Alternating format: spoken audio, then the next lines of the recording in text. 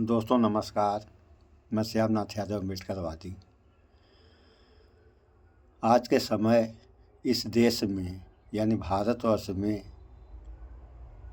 जो कि आने वाले समय में विश्वगुरु बनने वाला है, शुगर की क्या स्थिति है, थोड़ा सा आप लोग पहले इस वीडियो में देख लें, फिर आगे बात हो।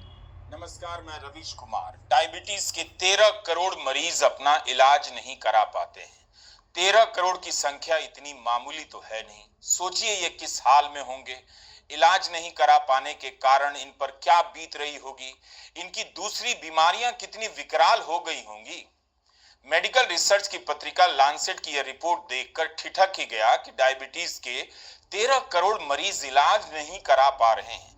एक रिसर्च में देखा गया है कि भारत में डायबिटीज के मरीजों की संख्या 44 करोड़ से ज्यादा है।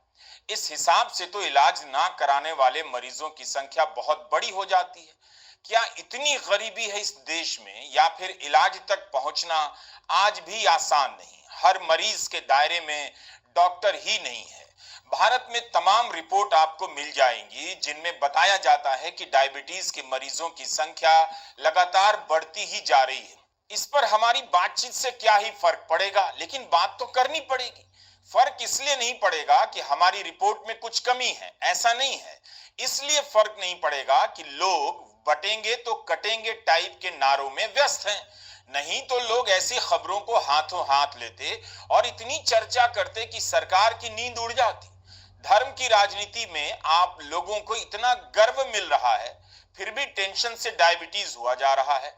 समझ नहीं आ रहा इस आध्यात्मिक और सांस्कृतिक रूप से उन्नत भारत में, जहां पिछले कई साल से और अगले कई साल तक के लिए अमृत काल आ चुका है, शुरू हो चुका है, उस भारत में पाश्चात्य जीवन शैली के तनावों से उत्पन्न होने वाली यह बीमारी कैसे बढ़ती जा रही? समस्या कहां है? क्यों 13 करोड़ लोग डायबिटीज का इलाज नहीं करवा पा रहे हैं? किसी को यह भी सर्वे करना चाहिए कि डायबिटीज के मरीज किसे वोट करते हैं। यह बड़ा जरूरी सवाल है। राजनीति जिस तरह से खास मतदाता वर्ग को धर्म के नाम पर झूठी उम्मीदें और असुरक्षा के आधार पर फंसा चुकी है, उसे आप डायबिटीज के मरीज के मनोविज्ञान से थोड़ा सा समझ तो सकते हैं।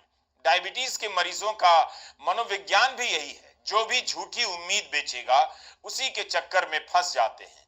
जबकि एक भारत ऐसा भी है जो अपने डॉक्टर से इलाज कराने के अलावा डायबिटीज के मामले में पड़ोसी से भी इलाज करवाने लगता है। जिस पड़ोसी को रत्ती भर पसंद नहीं करते, लेकिन जैसे ही डायबिटीज दूर करने की गारंटी वाले बाबा या दवा का पता बताता है, वो सबसे अच्छा दोस्त बन जाता है। यह ऐसी बीमारी है जो डॉक्टर को भी मरीज बना देती है और मरीज को डॉक्टर। डॉक्टर ही मरीज से गिड़गिड़ा रहा होता है या उस पर शक कर रहा होता है कि सामने बैठा मरीज उसकी दवा ले रहा था या किसी बाबा की दवा ले रहा था। डायबिटीज के डॉक्टर के केबिन के बाहर देखिएगा, इतनी भीड़ लगी होती है। बल्कि लीवर से लेकर हार्ट तक के डॉक्टरों के केबिन के बाहर जाइए, वहां जो भी मरीज मिलेंगे उनमें से ज्यादातर डायबिटीज के कारण ही वहां पहुंचे होंगे। मरीजों की संख्या इतनी ज्यादा हो गई है कि किसी डॉक्टर के बस की बात ही नहीं कि सबकी राम कहानी ध्यान से सुन ले और तब जाकर इलाज करे। मरीजों को देखते देखते डॉक्टर की हालत खराब है। डॉक्टर बेचारा मरीज की जासूसी करे, पुलिसिया पूछताछ करे कि दवा किसकी ली, मेरी या योगा गुरु की या बाबा गुरु की या पड़ोसी के रिश्तेदार ने जो बताई उस हिसाब से ली। मरीजों से घिरा डॉक्टर लगता है ट्रांस में चला गया है, इशारों में बात करने लगा है, बोलना लगभग कम कर चुका है। जहां दवा का नाम लिखना होता है वहां कुछ कुछ अपनी कलम से घिस देता है, जैसे किसी को पढ़ना तो है नहीं तो क्यों साफ साफ लिखने में इतनी मेहनत करें।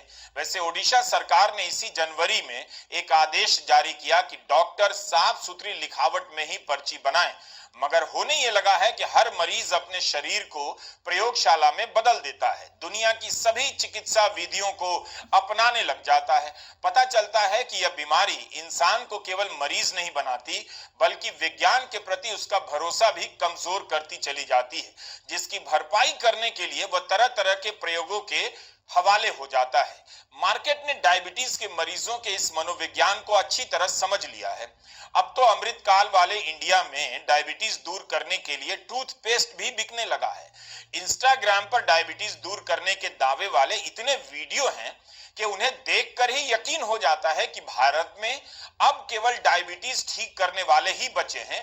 जिन्हें हुआ था वो ठीक हो चुके हैं या फिर इस दुनिया से जा चुके हैं।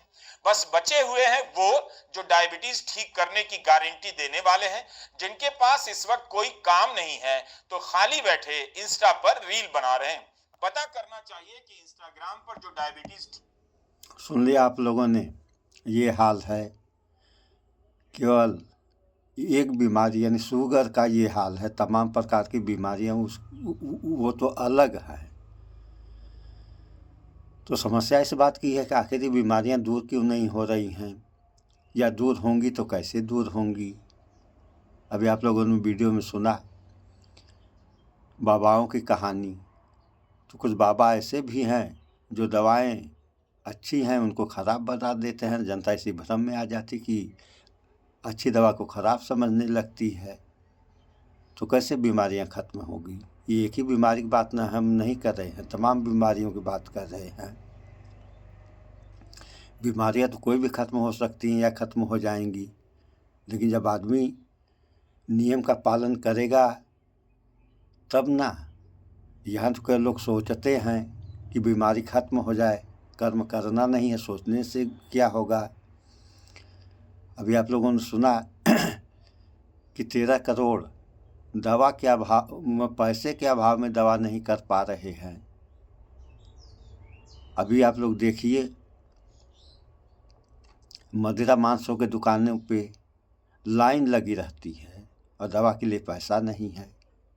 ऐसा क्यों? क्योंकि मानसिक रूप से ये लोग गुलाम हो चुके हैं। धर्म की चाशनी ऐसी पी लिए हैं कि स्वास्थ्य के बारे में इनका दिमाग नहीं काम कर रहा है। केवल राजनीति राजनीति राजनीति, पूजा पाठ, नाच गाना, फंस गए हैं इसी में। आगे के बारे में इनको कुछ सोचना ही नहीं है। तो ठीक कैसे होंगी दोस्तों? कोई भी बीमारी ख़त्म हो सकती है। इसके लिए आप लोग, ये हमारा ही चैनल है, मुख्य रूप से तो आयुर्वेद दवा का है।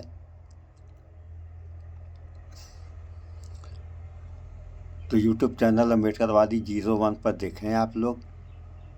सबसे पहले सर्व रोग निवारण का भाग 2 देखें। आगे दवा भी मिलेगी, पेट साफ करने की दवा मिलेगी।